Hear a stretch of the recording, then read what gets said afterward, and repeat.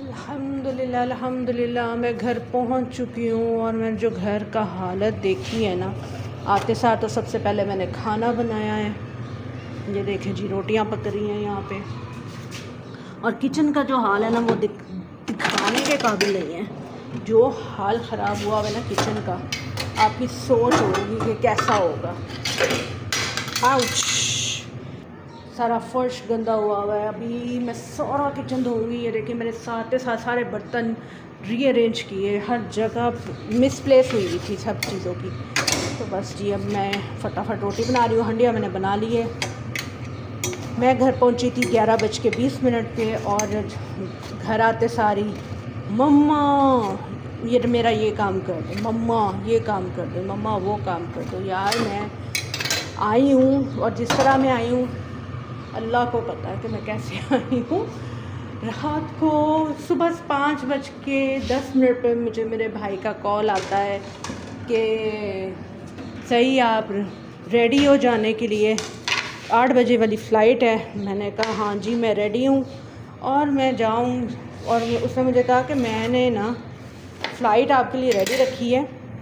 तो भाई ने मुझे कहा कि फटाफट जो है ना तुम पहुँचो। क्योंकि बार बार एयरपोर्ट बंद हो रहे हैं, आपको पता तो है, ड्यू टू सिक्योरिटी रीज़न। तो मैंने फटाफट जी क्या किया कि रात को मैंने पैकिंग कर ली थी। और मेरा ये था कि मैंने फटाफट से ना निकलना था। मैंने भाई को कॉल किया था रात को। मैंने कहा जो फ़र्स्ट फ़्लाइट है ना, देखो जो लाहौर से आ रही है, तो उस पर आपने ना मेरे लिए टिकट अरेंज करनी है और आपने मुझे बताना है। तो मैंने जी टिकट जो है वो, उन्होंने मुझे कॉल किया सुबह 5:10 पे। मैं नमाज़ पढ़ रही थी और नमाज़ पढ़ के मैं फ़्री हो गई थी, तो उनकी कॉल आई है। तो उन्होंने कहा सही पहुंचो, अगर 8 बजे से पहले पहुंच सकती हो तो ठीक है, वरना दोपहर 2 बजे है। लेकिन अगर पॉसिबिलिटी है कि अगर हो सके तो, वरना कोई कह नहीं सकते कि दोबारा जो है वो एयरपोर्ट जो है वो बंद कर दिया जाए।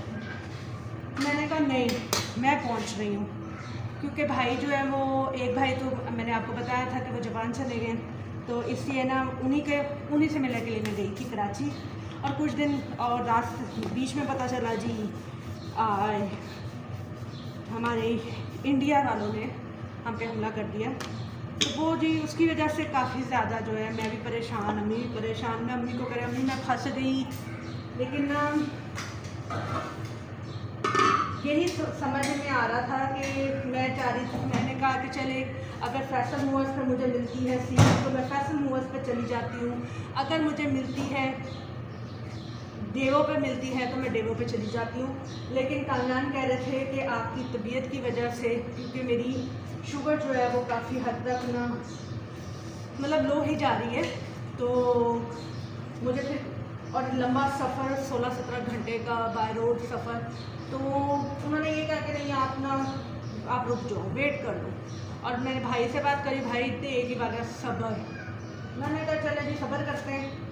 लेकिन अल्लाह का शुक्र है, अल्लाह पाक ने बड़े मरहले आसान कर दिए। तो मैं घर से निकल गई थी उस वक्त, लेकिन मैंने कोई वीडियो इतनी हबड़ दबड़ में थी कि मैंने कल ड्रेस पहना था और इसी ड्रेस में मैं भागी आई हूँ। मैंने चेंज नहीं किया। उसने कहा कि टाइम नहीं है, क्योंकि लोग जो हैं वो फटाफट जो है ना पहुँच रहे हैं। तो उनको पता चल गया कि अब जो है ना प्लेन्स जो है सर्विस स्टार्ट हो गई है, तो अब ना सब पहुँच गए। अच्छा, मेरी टिकट ऑन द स्पॉट हुई थी जब भाई ने बताया कि फेयर बढ़ गए हैं। मतलब ये बहुत बड़ी ये बात है कि देखें ज़रा, एकदम से क्राउड आया है और अब फेयर बढ़ा दिए गए तकरीबन इतना कि जितनी मेरे ख्याल से अप्रॉक्सीमेटली मुझे 16-17 हज़ार की टिकट पे मिल रही थी। तो भाई ने मुझे बताया कि ना यही टिकट 23-25 की हो गई है। मैंने कहा अब क्या करना है, जाना तो है ही है, अवेल तो करना है, क्योंकि बाय रोड का सफ़र है, फिर वो नहीं पता चलेगा कि कितना टाइम लगेगा उसके ऊपर। मैं तो पहुंच गई भागम भाग। जब मैं वहाँ पहुंची हूँ तो जी अच्छा खासा क्राउड था, लेकिन मैंने वीडियो नहीं बना पाई भैया, बहुत ज़्यादा हशर व नशर हो रहा था, कुछ समझ ही नहीं आ रहा था। तो अम्मी से मिली, भाभी से मिली, तो मिल के बस जी भागने की है। तो अल्हम्दुलिल्लाह ड्राइव वाले अंकल थे वो बहुत अच्छे थे और मुझे उनकी सर्विस से बहुत अच्छी मैं माशाल्लाह बहुत अच्छे ड्राइवर्स जो राइडर हैं वो बहुत अच्छे मिले अल्हम्दुलिल्लाह। तो इसी के साथ ये है कि मैं ये कहना चाह रही थी कि जो हमारी सिक्योरिटी रीजंस की वजह से जो हमारी फैमिली में जो भगदड़ मची हुई थी ना, वो अल्हम्दुलिल्लाह अब सुकून में है। तो कल के जितने ड्रोन हमले हो रहे थे और ये सारा कुछ प्रॉब्लम आ रही थी, लेकिन अब अल्हम्दुलिल्लाह कुछ बेहतर है। मुझे तो अल्हम्दुलिल्लाह सेफ़ ही लगा हर जगह पे। मैं तो आते हुए आसमान पे मैं तैयारी ढूंढती रही, लेकिन मुझे तो कोई नहीं नज़र आया।